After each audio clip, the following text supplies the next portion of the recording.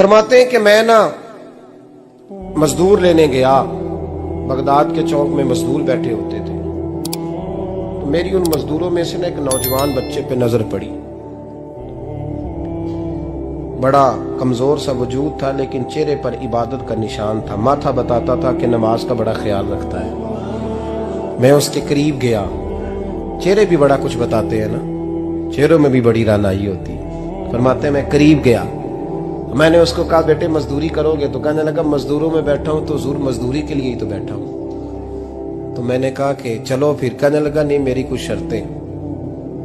میں نے کہا بتاؤ؟ کہنے لگا پہلی شرط یہ ہے کہ لوگ 4 دینار دیہاڑی لیتے ہیں، میں 3 دینار لوں گا۔ میں نے کہا یار بھائی تو بڑی بہترین ہے، باقی بھی اس طرح کی رکھ لے۔ اس نے کہا حضور دوسری شرط یہ ہے کہ میں آپ کی مکمل بات مانوں گا لیکن جب اذان ہو جائے گی پھر آپ کی نہیں سنوں گا۔ تیسری بات اس نے یہ کی کہ حضور میں آپ کے گھر میں کام کروں گا پر آپ کے کسی سوال کا جواب نہیں دوں گا۔ کہتے ہیں میں نے کہا یار تو بڑا عجیب ہے، شرطیں تو مالکوں کی ہوتی ہیں۔ کہنے لگا جی بہرحال میں شرطیں لگا کے جاتا ہوں۔ فرماتے ہیں میں اسے گھر لے آیا،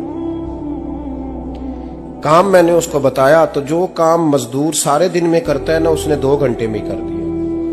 ہمارے مزدور سگریٹ پینے میں بھی تو آدھا گھنٹہ لگاتے ہیں، وہ چائے پینے جائیں تو پونا گھنٹہ وہاں۔ ان کو بھی تو دیانتداری کرنی چاہیے کہ نہیں کرنی چاہیے؟ نے معاہدہ کیا ہے نا جی تو پورا اترنا چاہیے نا۔ کہتے 2 گھنٹے میں۔ اب کام جب بندہ شروع کراتا ہے تو کام اور نکل آتا ہے۔ کہتے کام میں نے اس کو اور بتا دیا، وہ کرنے لگا۔ اس نے مٹی نکال کے رکھی تھی باہر رستے میں، تو اذان ہو گئی زور کی، اس نے وہیں کدال چھوڑی کہی اور چلنے لگا۔ تو میرا بیٹا کہنے لگا اس کو ذرا برابر کر دو۔ کہنے لگا چپ کر جا، تیرے باپ سے بات ہوئی تھی، جب اذان ہوتی ہے تو میں کسی اور کی نہیں سنتا، صرف اللہ رسول کی سنتا ہوں۔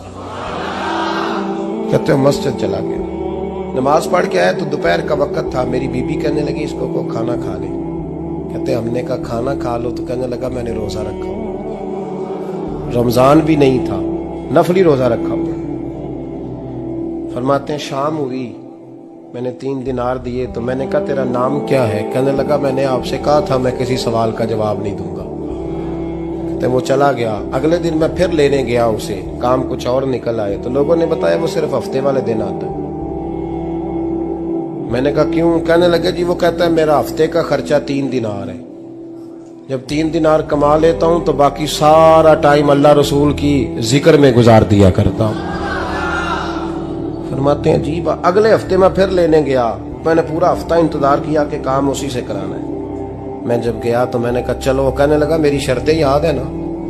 اور میں نے کہا یاد ہے بھائی ساتھ چل۔ فرماتے ہیں کام کرایا، 2-3 ہفتے وہ آتا رہا۔ ایک ہفتے میں گیا تو لوگوں نے کہا حضور آج نہیں آیا، کیوں؟ کہنے لگے بیمار ہو گئے۔ کہاں گھر ہے؟ کہنے لگے بغداد کے قبرستان کے پیچھے جو کچی آبادی ہے اس میں رہتا ہے۔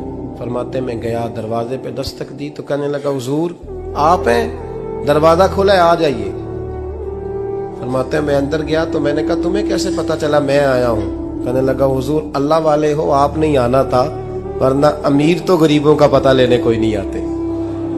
کہتے میں قریب گیا تو کہنے لگا میں آپ کا انتظار کر رہا تھا، تیز بخار ہے، تپ رہا۔ جیب سے کچھ پیسے نکالے، کہنے لگا یہ پیسے رکھنے، ایک انگوٹھی نکالی۔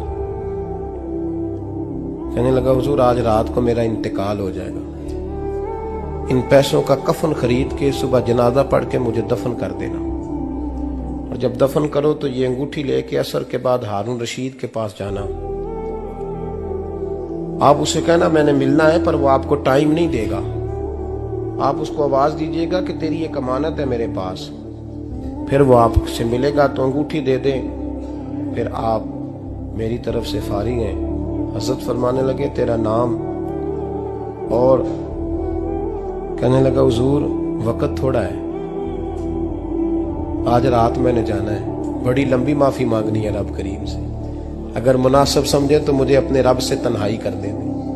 فرماتے ہیں میں آ گیا پر اس کی باتوں نے مجھے ساری رات سونے نہیں دیا۔ فرماتے ہیں صبح بڑی مشکل سے سورج نکلا، میں گیا دروازے پہ ہاتھ رکھا تو دروازہ کھلا ہوا تھا، اندر داخل ہوا تو خوشبوئیں میرا استقبال کر رہی تھی، جب چہرے سے کپڑا ہٹایا تو اس کا تو انتقال ہو چکا، इंतकाल हो चुका है, ऐसे है जैसे किसी का दीदार करके सोया। कहते मैं तो 2 आदमी ले गया था जनाजे पे, पर पता नहीं दुनिया किधर किधर से आई, कहां कहां से। अखां जदों मीटियां जमाना मैनू रोवेगा, अपना ते अपना बेगाना मैनू रोवेगा। फरमाते हैं मैं तो 2 बंदे ले गया था, पर पता नहीं मखलूक कहां कहां से आई। जनाजा पड़ा, दफन किया। हारून रशीद के पास में असर के बाद गया, मैंने बुलाना चाहा पर बादशाह था, मेरी तरफ देखा ही नहीं। मैंने उसको कहा तेरी एक अमानत मेरे पास है।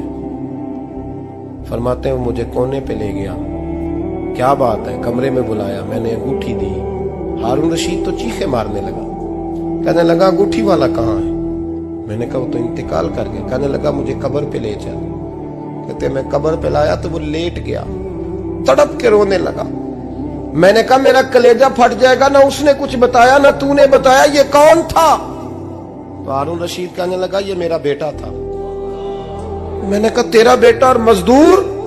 कहने लगा हुजूर ये हजरत दाऊद ताई के पास बैठा करता था, उनका मुरीद था, मुझे रोज कहता था अब्बा तूने बड़ी दुनिया इकट्ठी कर ली है, मरते वक्त तुझसे टांगे समेटी नहीं जाएंगी, इतना हिसाब नहीं तू दे सकेगा।